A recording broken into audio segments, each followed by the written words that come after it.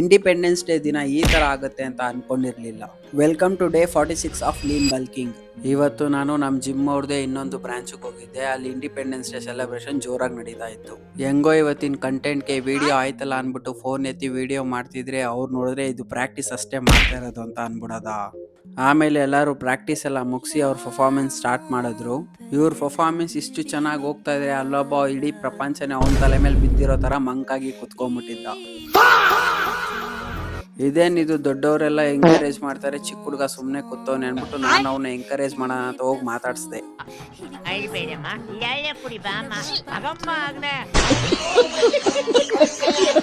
Over all ನನ್ಗೆ ಈ ಜಿಮ್ಗೆ ಹೋಗಕ್ಕೆ ತುಂಬಾ ಇಷ್ಟ ಆಗುತ್ತೆ. ಯಾಕಂದ್ರೆ ಅಲ್ಲಿರೋ ಕ್ಲೈಂಟ್ಸು ಎಲ್ಲಾರ ತರ ಅಲ್ಲ.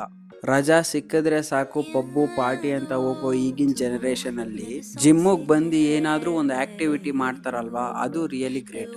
ನಮ್ ಜಿಮ್ ಕ್ಲೈಂಟ್ಸ್ ಒಂದ್ ದಿವಸಕ್ಕೂ ಈ ತರ ಆಕ್ಟಿವಿಟಿ ಅಂತೂ ಮಾಡ್ಲೇ ಇಲ್ಲ.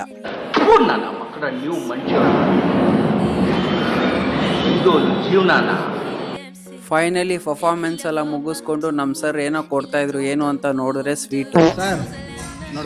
ಸ್ವೀಟ್ಸ್ ಕೊಡೋ ಬದಲು ಲೆಗ್ ಪೀಸ್ ಕೊಡ್ಬೋದಿತ್ತಲ್ಲ. ಎಲ್ಲರಿಗೂ ಹ್ಯಾಪಿ ಇಂಡಿಪೆಂಡೆನ್ಸ್ ಡೇ. ಮತ್ತೆ ನಾಳೆ ಸಿಗೋಣ. ಬಾಯ್.